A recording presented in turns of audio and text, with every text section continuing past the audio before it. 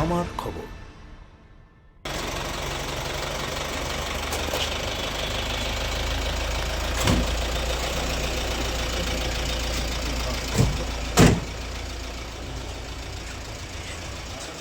সকালে চা খেতে না খেতেই দরজায় কড়া, আর দরজার সামনে সিআইডি। শুক্রবার সাত সকালে বোলপুরের নায়েকপাড়ায় তৃণমূল বিধায়ক তথা প্রাক্তন কারামন্ত্রী চন্দ্রনাথ সিংহের বাড়িতে হাজির হন সিআইডি আধিকারিকরা। পাড়া জুড়ে মুহূর্তে ছড়িয়ে পড়ে চাঞ্চল্য। এবার আবার কি হলো? তবে রহস্য বেশিক্ষণ টিকল না। জানা গেল বিরোধী দলনেতা নির্বাচনের সমর্থনপত্রে দেওয়া সই আসল কিনা তা যাচাই করতে বিধায়কের বাড়িতে সিআইডির হানা। আধিকারিকরা সরাসরি প্রশ্ন করেন, আপনি কি সত্যিই বিরোধী দলনেতা নির্বাচনে সম্মতি দিয়েছিলেন? তারপরেই ছোট হাতের বড় হাতের একাধিক সই সংগ্রহ করা হয় ভিডিও রেকর্ডিং এর মাধ্যমে। অভিযোগ, শপথের দিন বাংলায় সই করেছিলেন চন্দ্রনাথ সিংহ, অথচ বিরোধী দলনেতার সমর্থনে রয়েছে ইংরেজি সই। সেই সই রহস্য ঘিরে শুরু হয়েছে সিআইডির তদন্ত।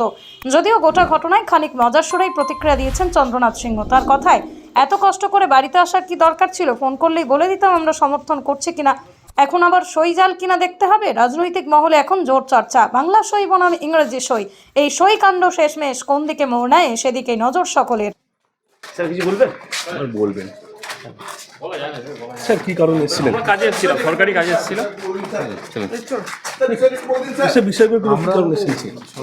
সরকারি সম্পূর্ণ সরকারি কাজে এসেছিলাম। চলুন ভাই। ভোট পরবর্তী হিংসার সাথে কোনো রিলেটেড আছে? বিরোধী নেতা নির্বাচন আমরা করেছি কিনা ওনাদের সন্দেহ যে বিরোধী নেতা নির্বাচন অনেক এমএলএ হাজির হননি, কিন্তু এখানে মিডিয়া চ্যানেলে তো বেরিয়েছিল।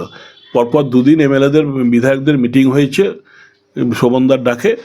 সেখানে পরিষ্কারভাবে 70 জনের কাছাকাছি এমএলএ উপস্থিত ছিল। সেখানে সই সংগ্রহ করার জন্য কি আপনার কাছে এসেছিল? সই সংগ্রহ জাল কিনা দেখতে এসছিল।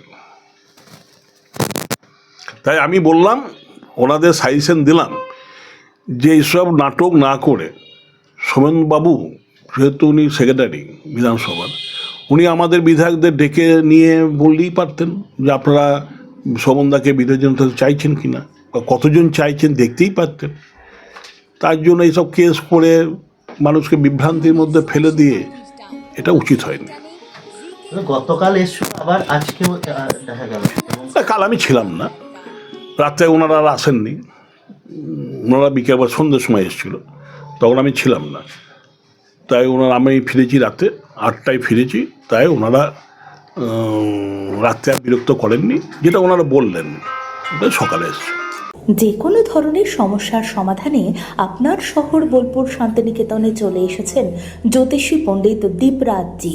25শে মে থেকে 31শে মে প্রতিদিন সকাল 8টা থেকে সন্ধ্যে 7টা পর্যন্ত বসছেন বোলপুর মিশন কম্পাউন্ডে হোটেল বলাকা ইন্টারন্যাশনালের 201 নম্বর রুমে।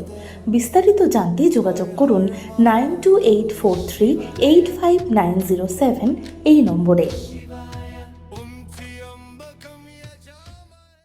দেখতে চোখ রাখুন আমাদের ফেসবুক ও ইউটিউব চ্যানেলে।